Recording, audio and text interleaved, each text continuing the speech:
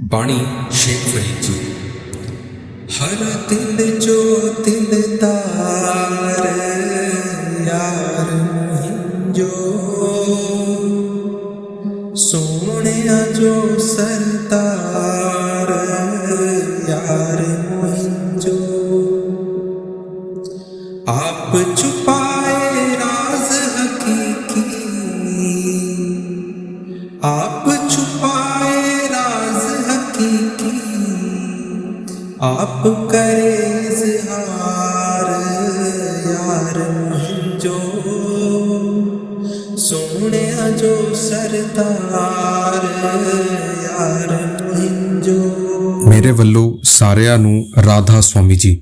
ਤੁਸੀਂ ਜਿੱਥੇ ਵੀ ਹੋਵੋਗੇ ਸਾਰੇ ਖੁਸ਼ ਹੋਵੋਗੇ। ਇਹ ਜਿਹੜਾ ਸ਼ਬਦ ਹੈ, ਇਹ ਜਿਹੜਾ ਸੁੰਦਰ ਕਲਾਮ ਹੈ, ਇਹ ਬਾਬਾ ਸ਼ੇਖ ਫਰੀਦ ਜੀ ਦਾ ਕਲਾਮ ਹੈ। ਇਸ ਗਹਿਰੇ ਕਲਾਮ ਦੇ ਵਿੱਚ ਆਪ ਜੀ ਨੇ ਉਹ ਜਿਹੜਾ ਅਤਿਅੰਤ ਜਿਹੜਾ ਗਹਿਰਾ ਸੂਫੀ ਇਸ਼ਕ ਹੈ ਉਹ ਸਾਡੇ ਸਾਹਮਣੇ ਰੱਖਣ ਦੀ ਕੋਸ਼ਿਸ਼ ਕੀਤੀ ਹੈ ਆਪਣੇ ਪ੍ਰੀਤਮ ਦੇ ਲਈ।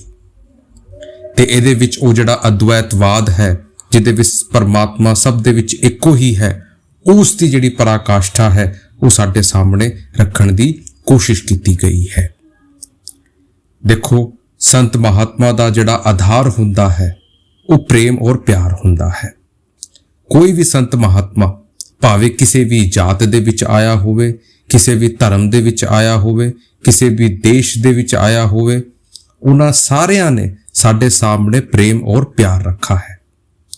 ਪਹਿਲੀ ਪਾਤਸ਼ਾਹੀ ਨੇ ਤਾਂ ਕਿਹਾ ਸੀ, ਜਿਨ ਪ੍ਰੇਮ ਕੀਓ ਤਿਨ ਹੀ ਪ੍ਰਭ ਪਾਇਓ, ਕਿ ਜਿਨ੍ਹਾਂ ਨੇ ਪ੍ਰੇਮ ਕੀਤਾ ਹੈ ਉਹਨਾਂ ਨੇ ਹੀ ਉਸ ਇੱਕ ਓਂਕਾਰ ਨੂੰ, ਉਸ ਮਾਲਕ ਨੂੰ ਪਾਇਆ ਹੈ। ਤੇ ਜੋ ਕੋਈ ਵੀ ਸੰਤ ਸਾਨੂੰ ਪਿਆਰ ਔਰ ਪ੍ਰੇਮ ਸਿਖਾਉਂਦਾ ਹੈ, ਉਹਨੂੰ ਹੀ ਸੰਤ ਦੀ ਜਿਹੜੀ ਆਧਾਰ ਹੈ ਉਹ ਕਿਹਾ ਜਾਂਦਾ ਹੈ। ਸਾਨੂੰ ਜੇ ਕੋਈ ਵੈਰ ਸਿਖਾਉਂਦਾ ਹੈ, ਲੜਾਈ ਝਗੜਾ ਸਿਖਾਉਂਦਾ ਹੈ, ਤਾਂ ਉਹ ਸਾਡੇ ਸੰਤ ਨਹੀਂ ਹੋ ਸਕਦੇ, ਕਿਉਂਕਿ ਮਾਲਿਕ ਤਾਂ ਇੱਕੋ ਹੀ ਹੈ।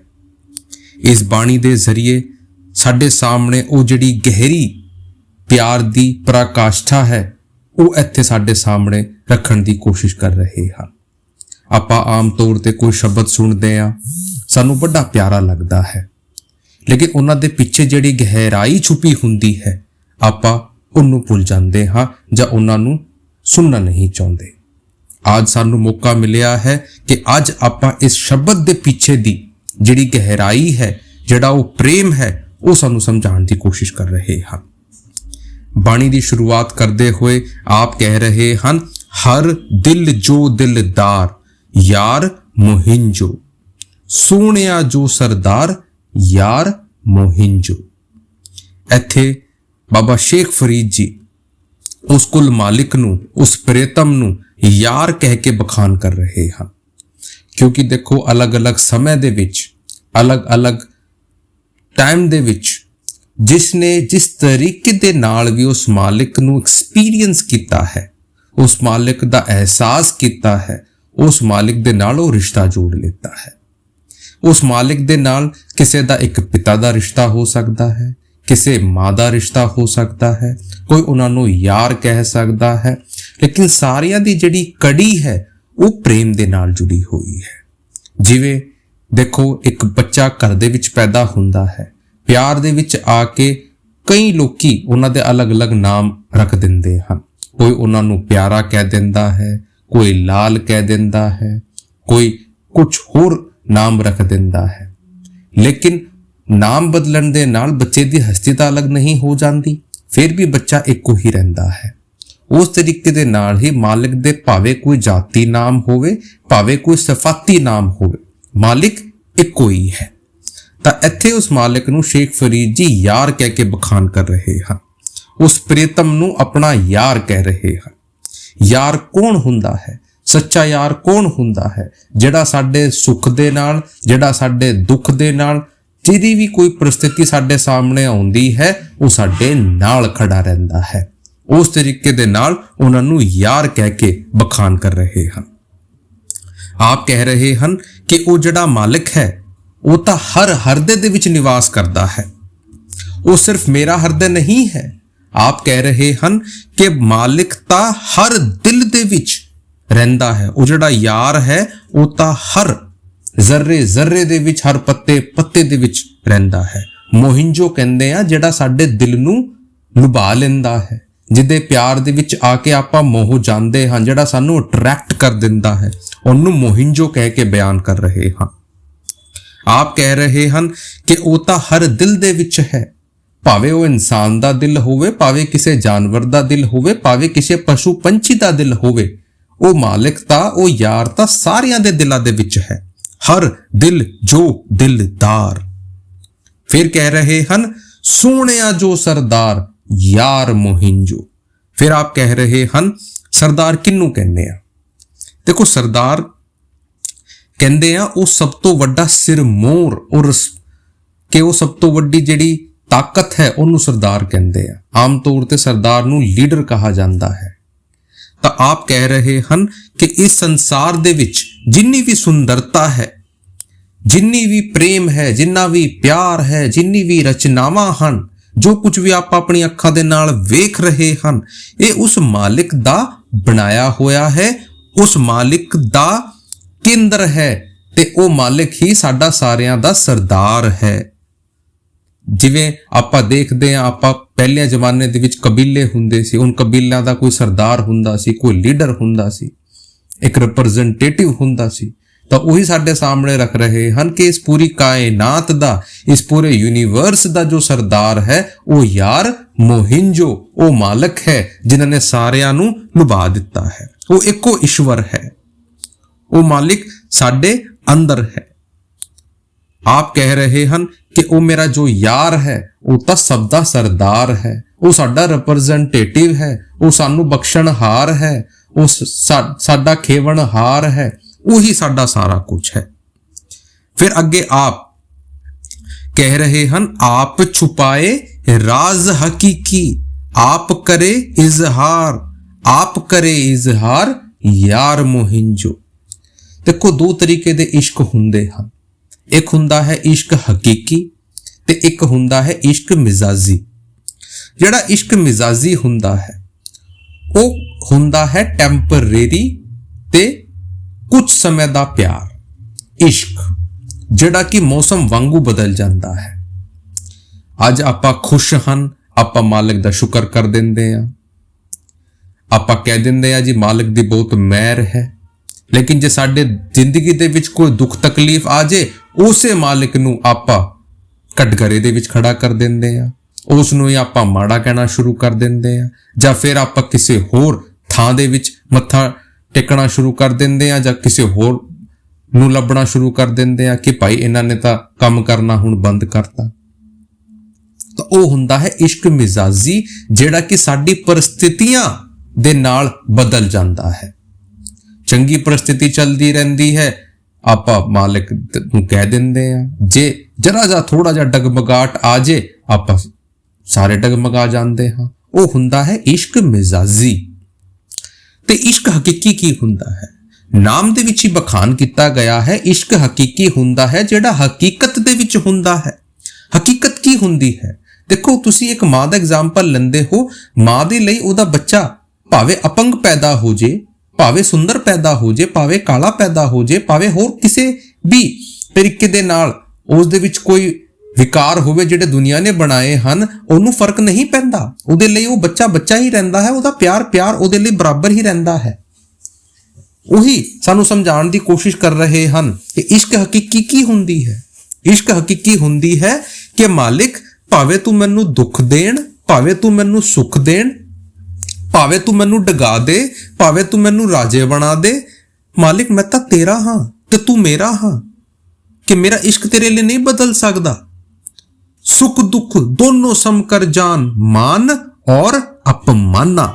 ਜਦ ਆਪਾਂ ਕੰਪਲੀਟ ਸਰੈਂਡਰ ਦੀ ਭਾਵਨਾ ਦੇ ਵਿੱਚ ਆ ਜਾਂਦੇ ਹਾਂ, ਜਦ ਆਪਾਂ ਆਪਣੇ ਆਪ ਨੂੰ ਉਸ ਮਾਲਕ ਨੂੰ ਸੁਪੁਰਦ ਕਰ ਦਿੰਦੇ ਹਾਂ ਕਿ ਹੇ ਮੇਰੇ ਮਾਲਿਕ, ਮੈਂ ਤਾਂ ਤੇਰਾ ਹਾਂ, ਇਹ ਸਾਰੀਆਂ ਚੀਜ਼ਾਂ ਤੇਰੀਆਂ ਹਨ, ਹੁਣ ਜੇ ਤੂੰ ਮੈਨੂੰ ਸੁੱਖ ਦੇ ਦੇ, ਭਾਵੇਂ ਮੈਨੂੰ ਦੁੱਖ ਦੇ ਦੇ, ਮੇਰਾ ਇਸ਼ਕ ਤੇ ਇੱਥੋਂ ਕਮ ਨਹੀਂ ਹੋਣ ਲੱਗਾ। ਫਿਰ ਤਾਂ ਉਹ ਰਾਂਝੇ ਵਾਲਾ ਪਿਆਰ ਤੇ ਹੀਰ ਵਾਲਾ ਪਿਆਰ ਸਾਡੇ ਸਾਹਮਣੇ ਆ ਜਾਂਦਾ ਹੈ ਕਿ ਰਾਂਝਾ ਰਾਂਝਾ ਕਰਦੀ ਨੀ ਮੈਂ ਆਪੇ ਰਾਂਝਾ ਹੋਈ, ਹੁਣ ਤੇ ਮੈਂ ਪੂਰੀ ਰਾਂਝਾ, ਮੈਨੂੰ ਹੀਰ ਨਾ ਆਖੋ ਕੋਈ। ਫਿਰ ਆਪਾਂ ਉਸ ਪਰਿਸਥਿਤੀ ਦੇ ਵਿੱਚ ਚਲੇ ਜਾਂਦੇ ਹਾਂ ਕਿ ਆਪਾਂ ਆਪਣੀ ਹਸਤੀ ਨੂੰ ਭੁਲਾ ਕੇ ਉਸ ਮਾਲਿਕ ਦੀ ਹਸਤੀ ਵਿੱਚ ਆਪਣਾ ਸਰੂਪ ਦੇਖਣਾ ਸ਼ੁਰੂ ਕਰ ਦਿੰਦੇ ਹਾਂ। ਉਹ ਇਸ਼ਕ ਹੁੰਦਾ ਹੈ ਜਿਹੜਾ ਬਦਲਦਾ ਨਹੀਂ ਹੈ।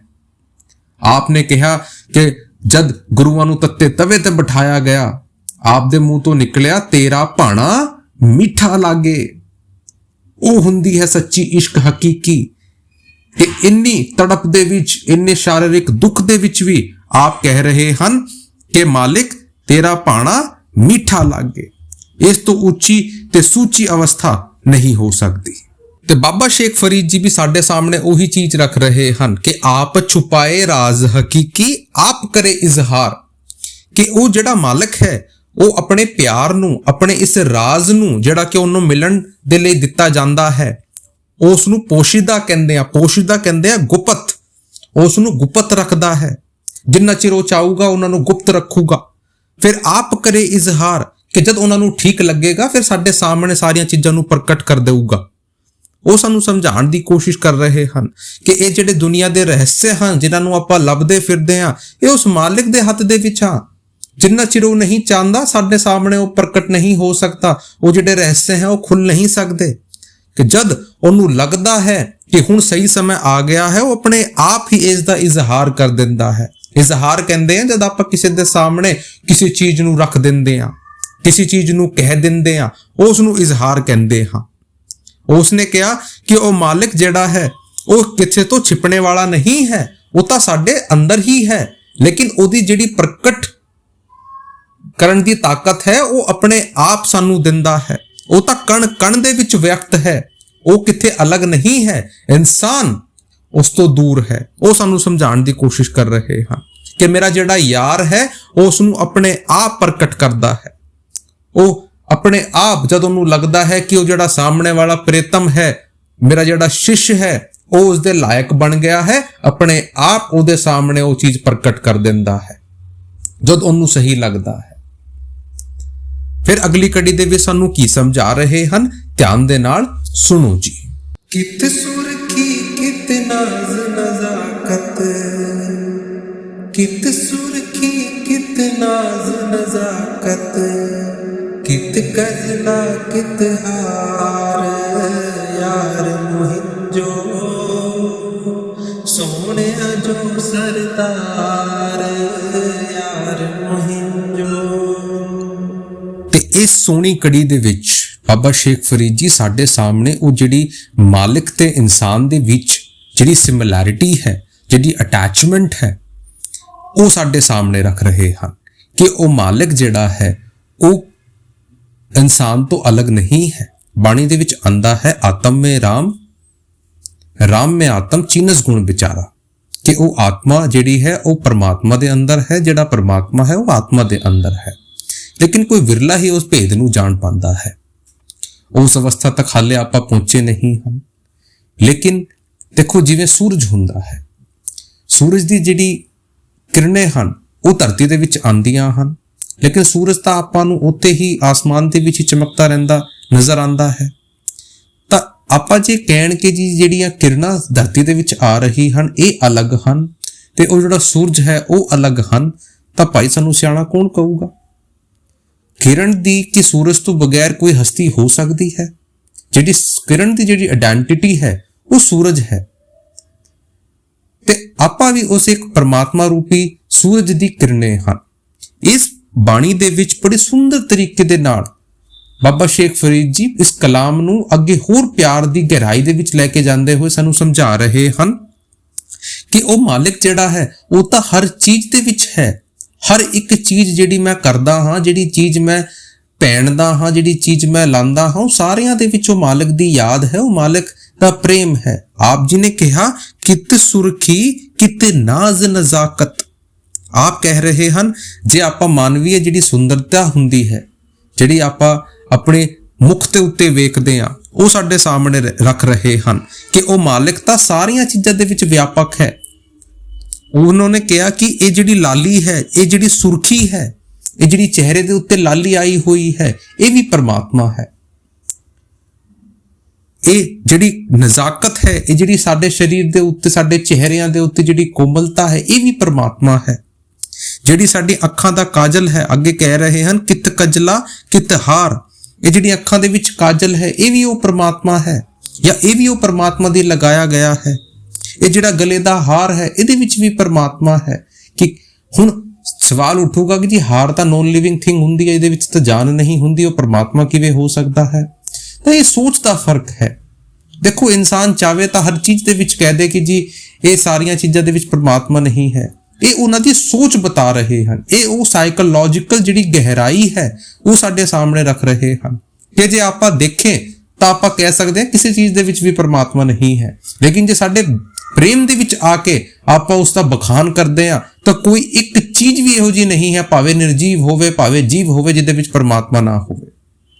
ਹਰ ਪਰਮਾਤਮਾ ਦੀ ਬਣਾਈ ਹੋਈ ਚੀਜ਼ ਉਹ ਪਰਮਾਤਮਾ ਹੀ ਹੈ। ਤਾਂ ਉਸ ਪ੍ਰੇਮ ਦੀ ਗਹਿਰਾਈ ਦੇ ਵਿੱਚ ਕਹਿ ਰਹੇ ਹਨ ਕਿ ਇਹ ਜਿਹੜੀਆਂ ਅੱਖਾਂ ਦੇ ਵਿੱਚ ਸੁਰਮਾ ਪਾਇਆ ਹੋਇਆ ਹੈ, ਇਹ ਵੀ ਉਸ ਪਰਮਾਤਮਾ ਦੀ ਯਾਦ ਦੇ ਵਿੱਚ ਹੈ। ਜਿਹੜੇ ਗਲੇ ਦਾ ਹਾਰ ਪਾਇਆ ਹੋਇਆ ਹੈ, ਇਹ ਵੀ ਉਸ ਪਰਮਾਤਮਾ ਦੀ ਯਾਦ ਦੇ ਵਿੱਚ ਹੈ। ਇਹ ਜਿਹੜੀ ਮੇਰੀ ਲਾਲੀ ਆਈ ਹੋਈ ਹੈ, ਇਹ ਵੀ ਉਸ ਪਰਮਾਤਮਾ ਦੀ ਦਿੱਤੀ ਹੋਈ ਹੈ। ਜਿਹੜੀ ਨਜ਼ਾਕਤ ਹੈ, ਇਹ ਵੀ ਉਸ ਪਰਮਾਤਮਾ ਦੀ ਦਿੱਤੀ ਹੋਈ ਹੈ।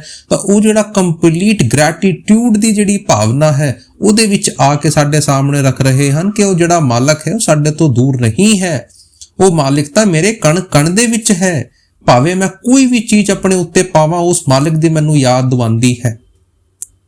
ਆਪਾਂ ਡੇਰੇ ਦੀ ਗੱਲ ਕਰਦੇ ਹਾਂ, ਜਿਹੜੀ ਸੰਗਤ ਬਾਬਾ ਸਾਵਨ ਸਿੰਘ ਮਹਾਰਾਜ ਜੀ ਦੇ ਟਾਈਮ ਦੀ ਹੈ ਜਾਂ ਮਹਾਰਾਜ ਚਰਨ ਸਿੰਘ ਜੀ ਦੇ ਟਾਈਮ ਦੀ ਹੈ।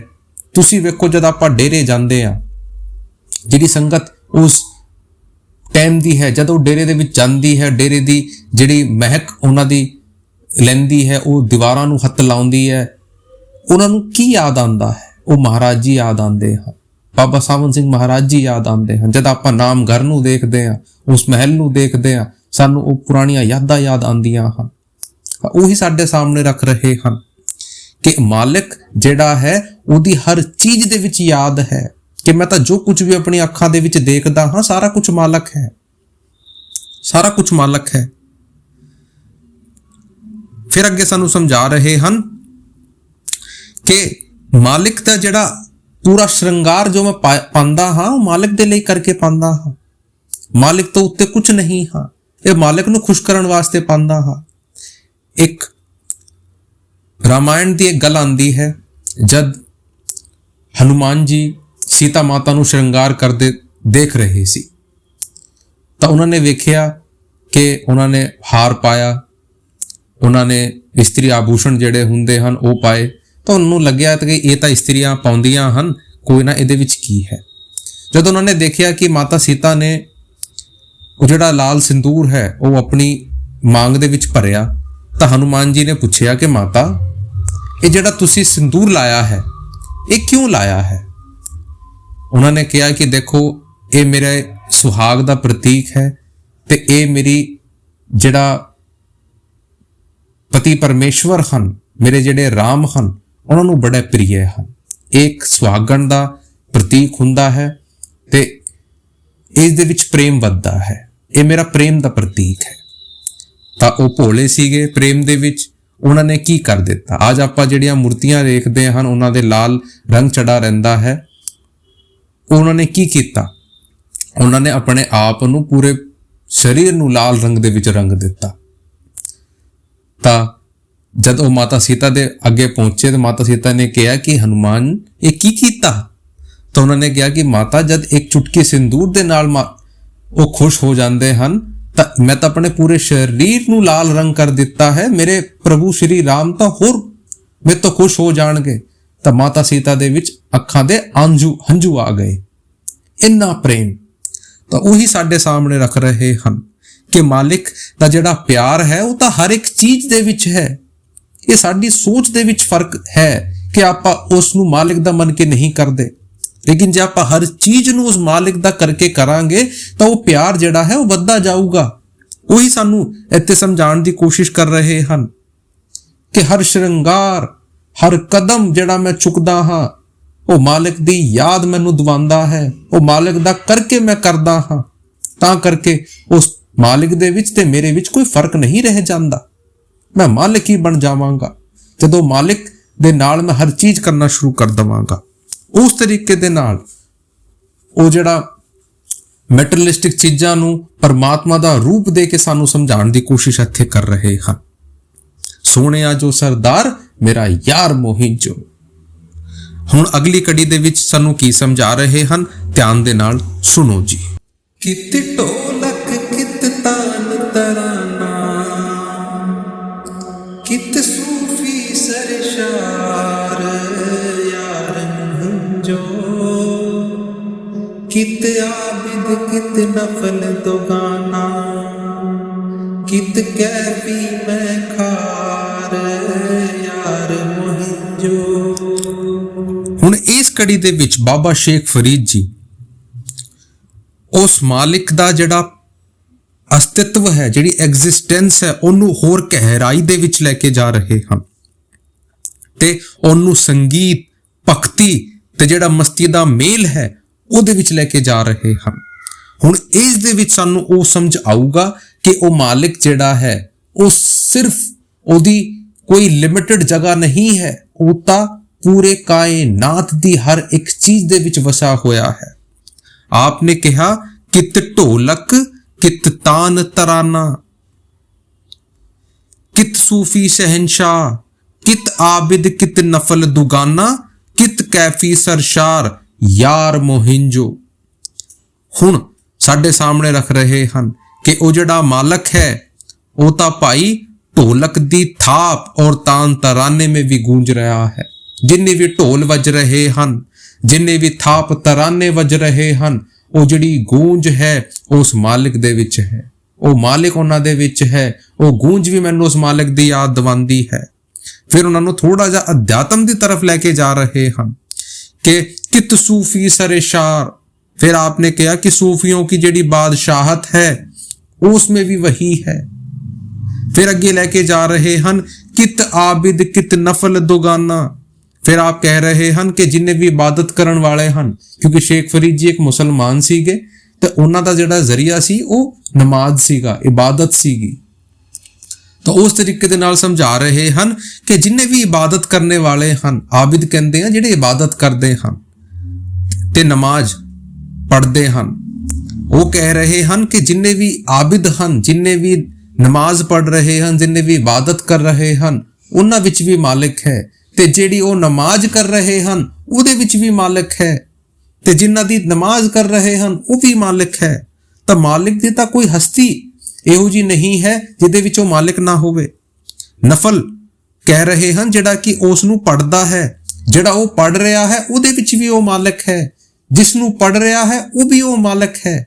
ਤਾਂ ਪੂਰੀ ਗਹਿਰਾਈ ਦੇ ਵਿੱਚ ਲੈ ਜਾਂਦੇ ਹੋਏ ਸਾਨੂੰ ਸਮਝਾ ਰਹੇ ਹਨ ਕਿ ਉਹਨਾਂ ਦੀ ਜਿਹੜੀ ਨਿਸ਼ਠਾ ਹੈ, ਪੜਨ ਵਾਲੇ ਦੀ ਜਿਹੜੀ ਸੋਚ ਹੈ, ਉਹਨਾਂ ਦੇ ਵਿੱਚ ਵੀ ਉਹ ਮਾਲਿਕ ਹੈ।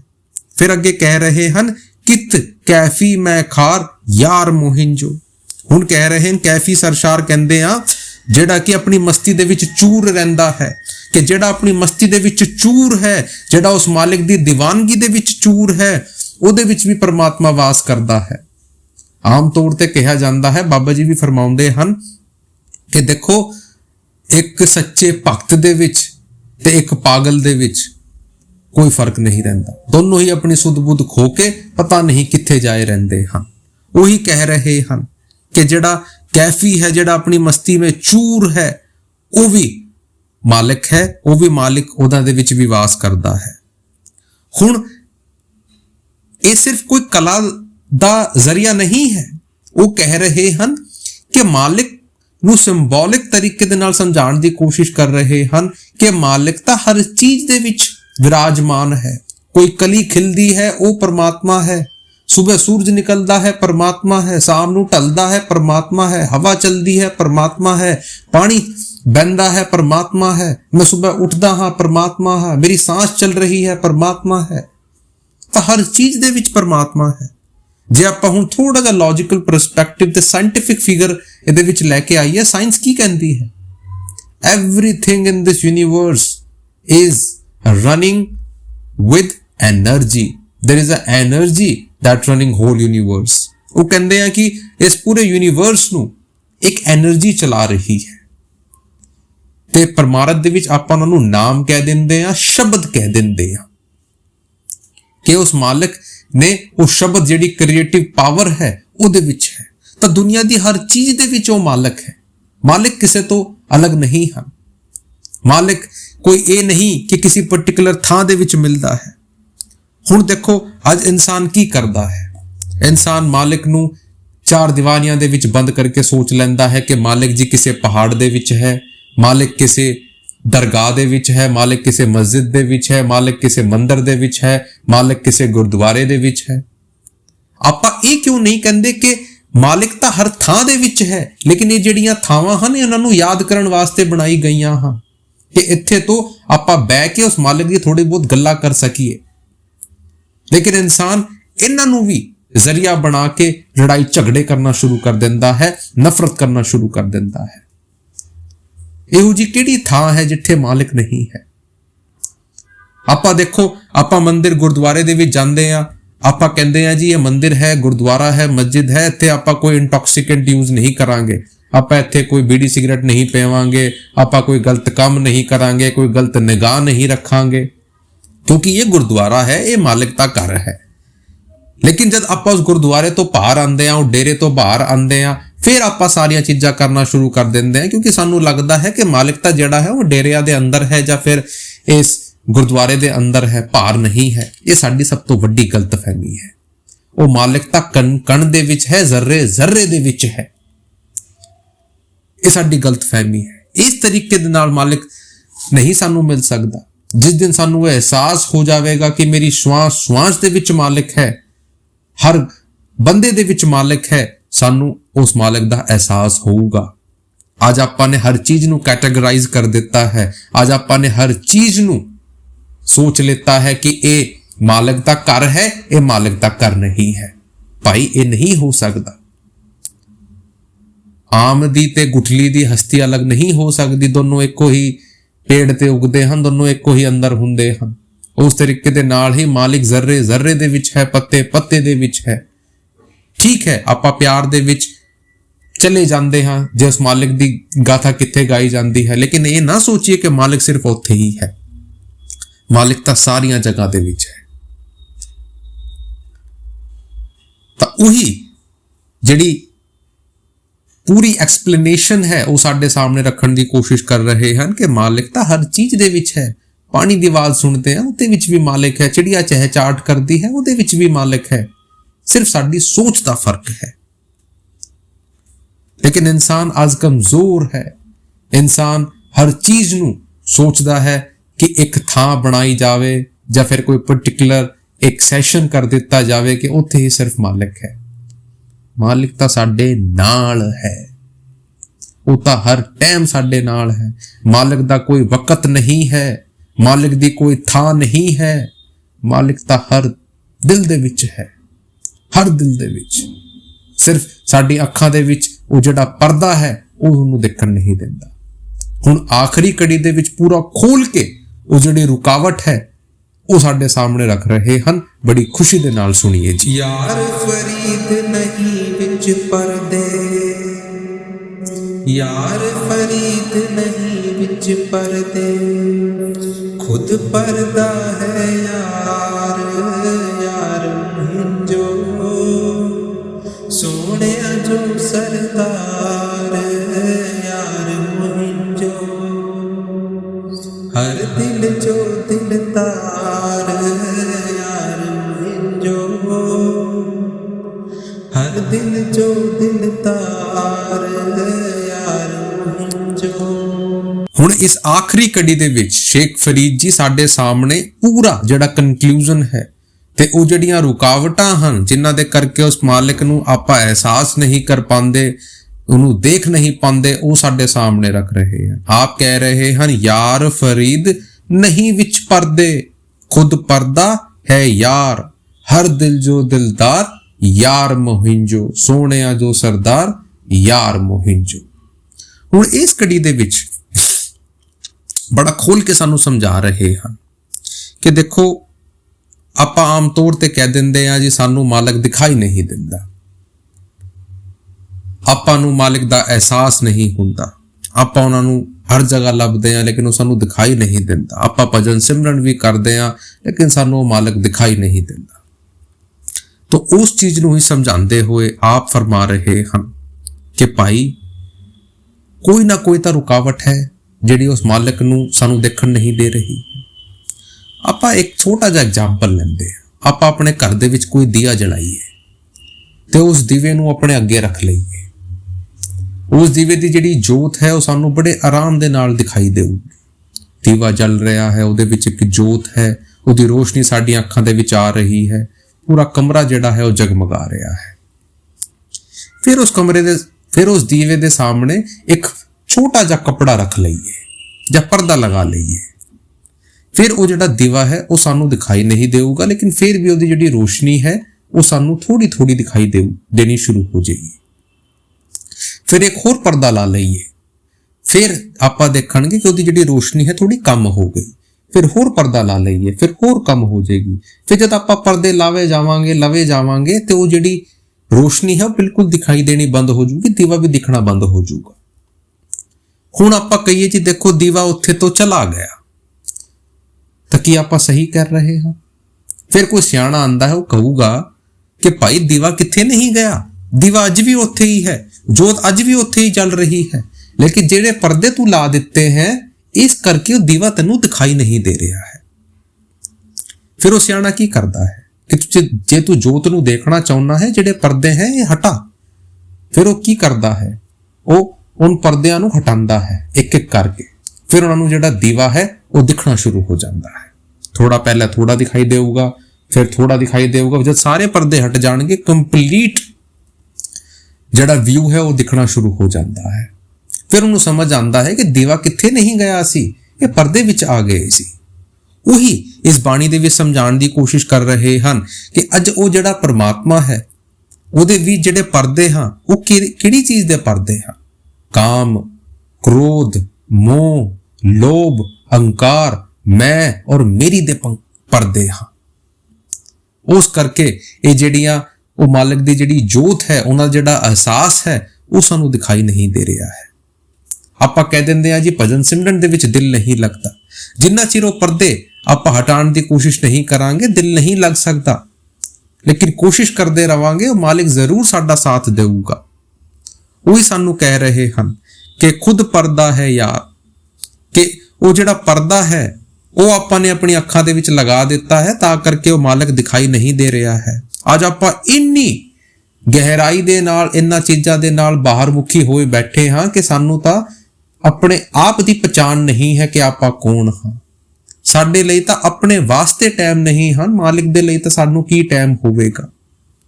ਉਹ ਸਾਨੂੰ ਸਮਝਾਉਣ ਦੀ ਕੋਸ਼ਿਸ਼ ਕਰ ਰਹੇ ਹਾਂ ਕਿ ਇਹ ਜਿਹੜੇ ਪਰਦੇ ਆਪਾਂ ਨੇ ਰੋਜ਼ ਵਧਾਈ ਜਾ ਰਹੇ ਹਨ ਇਹ ਸਾਨੂੰ ਉਸ ਮਾਲਕ ਨੂੰ ਦੇਖਣ ਨਹੀਂ ਦੇ ਰਹੇ ਹਨ।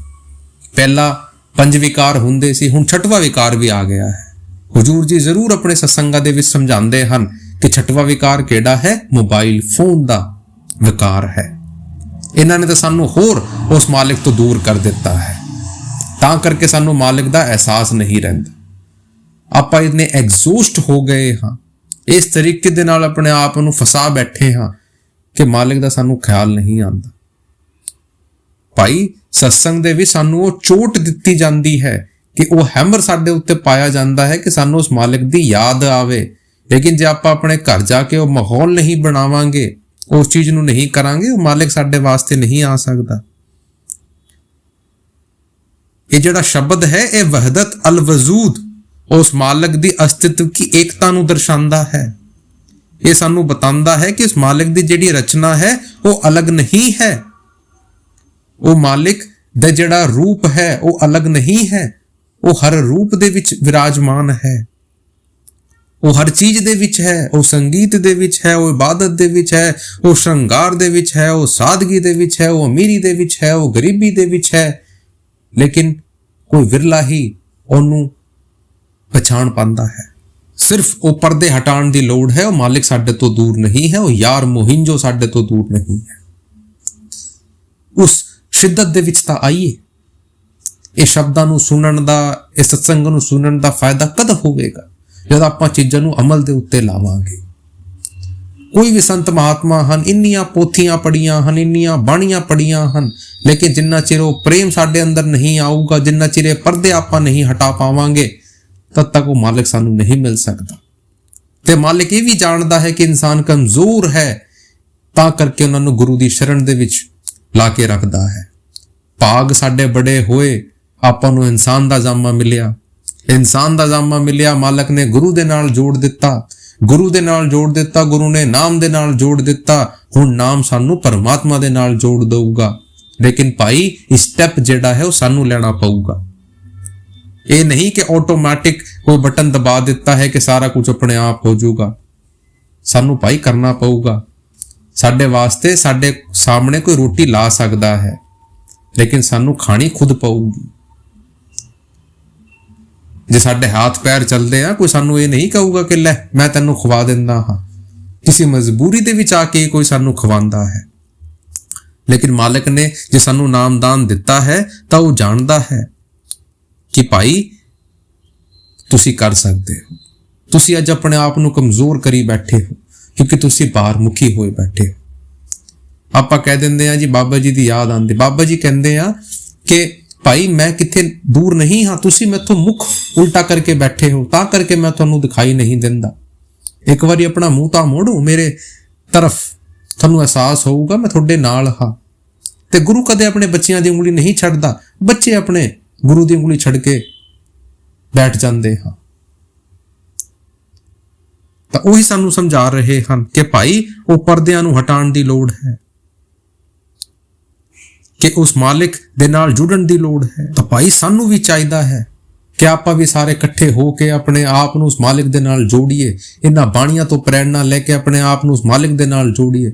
ਵਕਤ ਬਹੁਤ ਥੋੜਾ ਹੈ, ਵਕਤ ਜਾਣ ਲੱਗ ਰਿਹਾ ਹੈ, ਵਕਤ ਨਹੀਂ ਰੁਕਣ ਲੱਗਾ। ਦੁਨੀਆ ਰੋਜ਼ ਇੱਥੇ ਤੋਂ ਜਾ ਰਹੀ ਹੈ। ਹੁਣ ਸਾਡੀ ਜ਼ਿੰਮੇਵਾਰੀ ਹੈ ਭਾਈ ਆਪਣੇ ਆਪ ਨੂੰ ਉਸ ਮਾਲਿਕ ਦੇ ਨਾਲ ਜੋੜੀਏ, ਸਿਰਫ ਬਾਹਰ ਦੇ ਨਾਲ ਨਹੀਂ, ਅੰਦਰ ਦੇ ਨਾਲ ਵੀ। ਉਹ ਮਾਲਿਕ ਸਾਡੇ ਅੰਦਰ ਸਾਨੂੰ ਪੁਕਾਰ ਰਿਹਾ ਹੈ। ਉਹਨਾਂ ਨੇ ਜਿਹੜਾ ਕੁਝ ਸਾਨੂੰ ਦੇਣਾ ਸੀ ਉਹ ਦੇ ਦਿੱਤਾ। ਹੁਣ ਸਾਨੂੰ ਕਦਰ ਕਰਨੀ ਹੈ। ਜਿੰਨੀ ਸ਼ਿੱਦਤ ਸਾਨੂੰ ਨਾਮਦਾਨ ਦੇ ਵਕਤ ਸੀ ਕਿ ਸਾਨੂੰ ਨਾਮਦਾਨ ਮਿਲ ਜੇ, ਉਹ ਸ਼ਿੱਦਤ ਸਾਨੂੰ ਫੇਰ ਲਾਣੀ ਹੈ ਕਿ ਹੁਣ ਉਹ ਮਾਲਿਕ ਸਾਨੂੰ ਮਿਲ ਜੇ।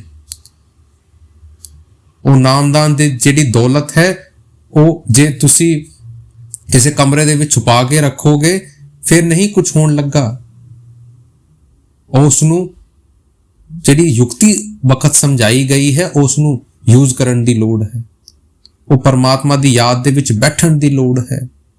ਠੀਕ ਹੈ, ਅੱਜ ਦੇ ਜ਼ਮਾਨੇ ਦੇ ਵਿੱਚ ਜਿੰਨੀ ਡਿਸਟਰੈਕਸ਼ਨਸ ਆ ਗਈ ਹੈ, ਬੜਾ ਔਖਾ ਹੋ ਰਿਹਾ ਹੈ, ਲੇਕਿਨ ਭਾਈ ਜੇ ਆਪਾਂ ਕੋਸ਼ਿਸ਼ ਕਰਾਂਗੇ, ਇੱਕ ਟਾਈਮ ਮੈਨੇਜਮੈਂਟ ਬਣਾਵਾਂਗੇ, ਜ਼ਰੂਰ ਉਸ ਮਾਲਿਕ ਤੱਕ ਪਹੁੰਚ ਪਾਵਾਂਗੇ। ਮਾਲਿਕ ਜ਼ਰੂਰ ਬਖਸ਼ਿਸ਼ ਕਰੂਗਾ।